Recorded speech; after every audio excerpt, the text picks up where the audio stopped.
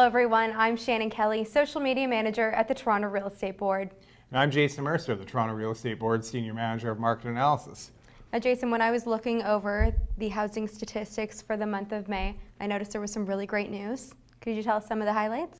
That's right, we saw the highest level of sales through the Toronto MLS system so far this year at 10,182 transactions reported. And now this result was down by about 3.5% in comparison to May 2012, but it's important to note that the rate of decline that we've seen over the last couple of months has improved markedly. And part of the reason is that while some households still remain on the sidelines because of stricter mortgage lending guidelines, we are seeing an increasing number of people move back into the home ownership market, and I think this bodes well for the second half of the year.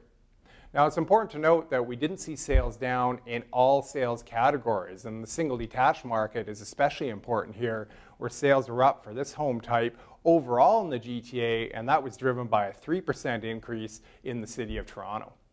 Well, that's great. And over the remainder of 2013, how do you expect the sales trend to evolve? Well, the expectation is sales growth will improve in the second half of the year, with monthly sales flat or even up in comparison to 2012. And so TREB's forecast remains at 80,000 sales for 2013 as a whole. Now, Jason, I also saw that home prices held up across all home types last month.